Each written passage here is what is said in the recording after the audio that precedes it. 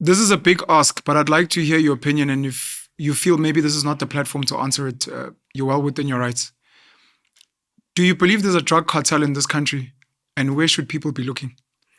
There's many drug cartels in this country. You've got the Yakuza.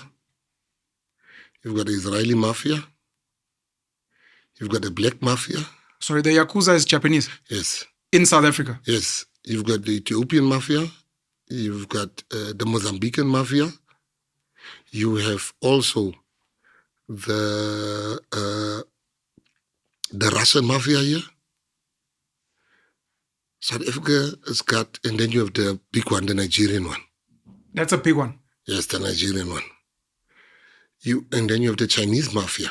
You have the Japanese and the Chinese mafia. The Chinese mafia exchange drugs for abalone. You give them abalone, they give you drugs. That's fish. It's abalone fish? Yeah, it's fish, but it's a bent. Okay. You're not supposed to catch abalone. But it's a delicacy, apparently a sexual delicacy or something. But It's a delicacy. Like rhino horn. Okay. Yeah. So the guys that dive for abalone then get paid in drugs.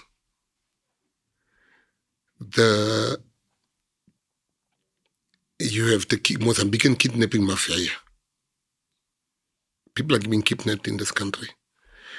Every kingpin is hiding here. When there's an arrest happening, you'll always hear this guy was a kingpin of this. Because our police are so infiltrated. So there's not one cartel here.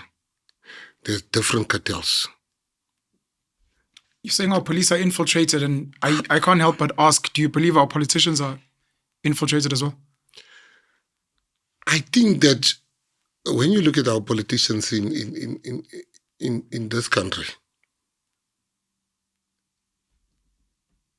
they form part of the community.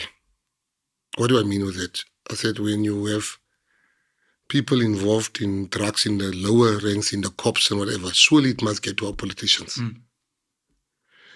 I tell you, South Africa is very close to a narco state. We even have a Sinua cartel making inroads here, and apparently they lost the drugs. And they killed some guys in the Western Cape. It was big news. I'm just saying that we have a problem here. Crime is a problem in this country. Crime is a serious problem in this country. Pen, there's very few things I know as well as I know crime and gangsterism and how people move. Do you know the worst part for me is that our murder rate is so high because Ethiopians and Somalians will kill each other on our ground. That is true. The Angolans was kidnapping and the Mozambicans are killing each other for kidnapping.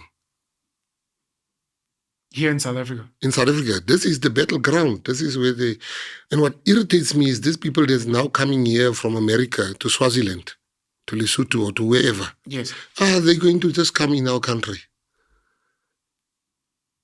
I'm telling you fact. You almost feel like they're being sent. Like Trump and them are sending those guys because they know that South Africa's ripe. If they're going to be a Swatini in Lesotho, there's no borders here. So it's like, no, we're actually sending you to South Africa. And but we can't also officially say that. People will come from Rwanda and they'll come here.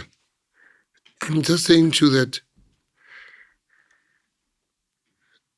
we have opened our borders to the worst people in the world. Drugs, we are becoming, and why they come here, it's not for our market alone, but they come here because of our police being so weak. Criminals thrive where there's no law and order. Gotham City. Yes. I don't even know if these are lighter questions, but I'm almost at my end. Okay, these ones are a bit toughish, and then I'll end with the lighter ones.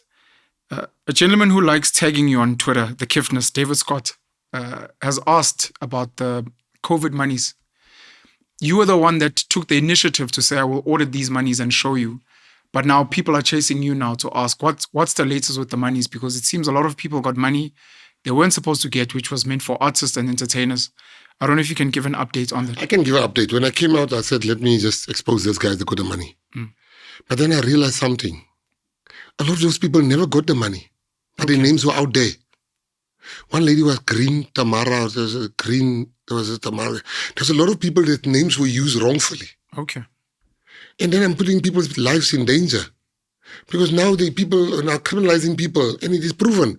There's one lady, I can't remember her name, she came to the office, she's like, I never received this money. So then I realized that the cartel is inside by me. Inside the DSEC, the Department of Sport, Arts and Culture, where they would use Penuel's bank details and Penuel's name and say, we are paying you. But Penuel never got the money. This was happening at Transnet where there were 3,000 ghost employees. So then I realized, then I said, no, guys, can you investigate this for me before we go public again? Because imagine somebody killed themselves because they are being accused of having gotten money. So it didn't stop. It's just being investigated now. So we make sure when we come with a list, it will be, so that's my update. Okay. You don't know by when expectations for people that... In the next 30 days. Because I said to them then, guys, by September, I need to have answers. Okay, these ones are a bit lighter, I hope. People keep asking you about VAR in football. Yes. And they need an update, Chief. Let me give the update. I'm so happy you asked me that. You know, sometimes you don't get the full story. I asked Safa, why is there no VAR? Because we need VAR in the country. Safa told me, Minister, we don't have money. Around 50 million, and I think 30 million for because it doesn't operate, our stadiums don't have network connectivity. Okay. So you'll budget 30 million for all the stadiums connectivity, and then VAR comes up on that. Although I've gotten cheaper people that came to see me. I said, so how much do you need? They said maximum 80 million rand. 80. 50 plus the 30 for connectivity. Yes, but they put it in one basket. I said, say no more. I promise people VAR's coming. I'm the minister, boy. I've got the money. I do my things. I budget. Here's the money for VAR. Ikai VAR. But no, Minister. You can't put out a tender for VAR. How so? It was my money. No.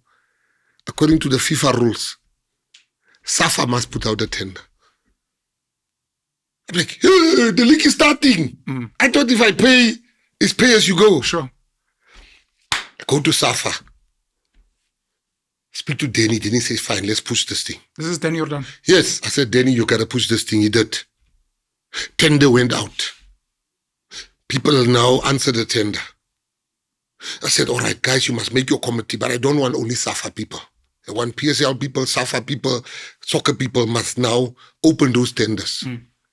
They did that, I'm told, then they met last week. They now must choose a chairperson amongst them. Okay. So it's in progress. It's in progress. It's coming. My mistake, I thought if I bring the money, it'll happen. We just say, hey, let VAR come. No. FIFA even says to us now, referees must be trained in that. So I think maybe half the season or so, but the money is there. That's the important stuff. Okay. The intention was there. Coming. It's coming. Congrats. I budgeted for it. So it must come. The money is there. Otherwise, I go to jail. Congrats on the Live Golf tournament. People want to know about Formula One. Yes. Yeah. Formula One is still an ongoing process. Live Golf was just like Formula One once, an ongoing process. It's there now. We had meetings. I went. People told me, you'll never get Live to come to South Africa. They told me outright, you will never get Live to come to Africa. Live has never been to Africa. They have no intention of going to Africa. Through Stingers GC, our team, the South African team, and congratulations to them. They won. Dean won yesterday, and the team won yesterday. I said, we're going to get this thing.